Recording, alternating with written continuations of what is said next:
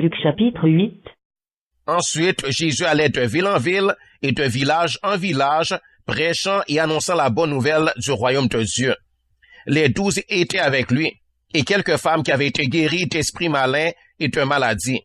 Marie, dite de Magdala, de laquelle étaient sortis 7 démons, Jeanne, femme de Chouza, intendant d'Hérode, Suzanne et plusieurs autres qui l'assistaient de leur bien. L'évangile de Luc, chapitre 8. Une grande foule s'étant assemblée, et des gens étant venus de diverses villes auprès de lui, il dit cette parabole. Un semeur sortit pour semer sa semence. Comme il semait, une partie de la semence tomba le long du chemin. Elle fut foulée aux pieds, et les oiseaux du ciel la mangèrent. Une autre partie tomba sur le roc. Quand elle fut levée, elle sécha, parce qu'elle n'avait point d'humidité. Une autre partie tomba au milieu des épines. Les épines crurent avec elle et l'étouffèrent. Une autre partie tomba dans la bonne terre. Quand elle fut levée, elle donna du fruit au centuple. Après avoir ainsi parlé, Jésus dit à haute voix, « Que celui qui a des oreilles pour entendre, entende. » Ses disciples lui demandèrent ce que signifiait cette parabole. Il répondit, « Il vous a été donné de connaître les mystères du royaume de Dieu.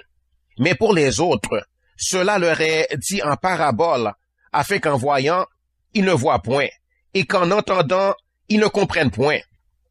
Voici ce que signifie cette parabole. La semence, c'est la parole de Dieu. Ceux qui sont le long du chemin, ce sont ceux qui entendent. Puis le diable vient. Il enlève de leur cœur la parole, de peur qu'ils ne croient et soient sauvés. Ceux qui sont sur le roc, ce sont ceux qui, lorsqu'ils entendent la parole, la reçoivent avec joie. Mais ils n'ont point de racines. Ils croient pour un temps et ils succombent au moment de la tentation. Ce qui est tombé parmi les épines, ce sont ceux qui, ayant entendu la parole, s'en vont et la laissent étouffée par les soucis, les richesses et les plaisirs de la vie, et ils ne portent point de fruits qui viennent à maturité. Ce qui est tombé dans la bonne terre, ce sont ceux qui, ayant entendu la parole avec un cœur honnête et bon, la retiennent et portent du fruit avec persévérance. Personne, après avoir allumé une lampe, ne la couvre d'un vase ou ne la met sous un lit. Il la met sur un chandelier, afin que ceux qui entrent voient la lumière. Car il n'est rien de caché qui ne doive être découvert, rien de secret qui ne doive être connu et mis au jour. Prenez donc garde à la manière dont vous écoutez, car on donnera à celui qui a, mais à celui qui n'a pas, on ôtera même ce qu'il croit avoir. La mère et les frères de Jésus vinrent le trouver, mais ils ne purent l'aborder à cause de la foule. On lui dit, « Ta mère et tes frères sont dehors, ils désirent te voir. » Mais il répondit, « Ma mère et mes frères, ce sont ceux qui écoutent la parole de Dieu et qui la mettent en pratique. » Un jour, Jésus monta dans une barque avec ses disciples. Il leur dit, « Passons de l'autre côté du lac. » Et ils partirent. Pendant qu'ils naviguaient, Jésus s'endormit. Un tourbillon fondit sur le lac et la barque se remplissait d'eau et ils étaient en péril. Ils s'approchèrent et le réveillèrent en disant, « Maître, Maître, nous périssons. » S'étant réveillé, il menaça le vent et les flots qui s'apaisèrent et le calme revint. Puis il leur dit, « Où est votre foi? » Saisis de frayeur et d'étonnement, ils se dirent les uns aux autres, « Quel est donc celui-ci qui commande même au vent et à l'eau et à qui ils obéissent? » Ils abordèrent dans le pays des Géraséniens, qui est vis-à-vis de la Galilée. Lorsque Jésus fut descendu à terre, il vint au devant de lui un homme de la ville qui était possédé de plusieurs démons.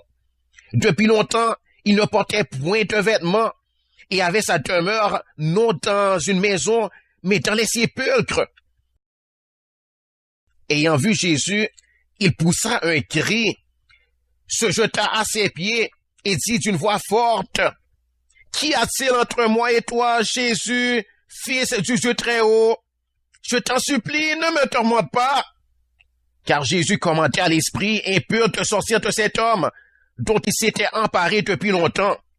On le gardait lié de chaînes et les fers aux pieds, mais il rompait les liens et il était entraîné par le démon dans les déserts. Jésus lui demanda, « Quel est ton nom? » « Légion, répondit-il, car plusieurs démons étaient entrés en lui. Et il priait instamment Jésus de ne pas leur ordonner d'aller dans l'abîme. Il y avait là, dans la montagne, un grand troupeau de pourceaux qui paissaient.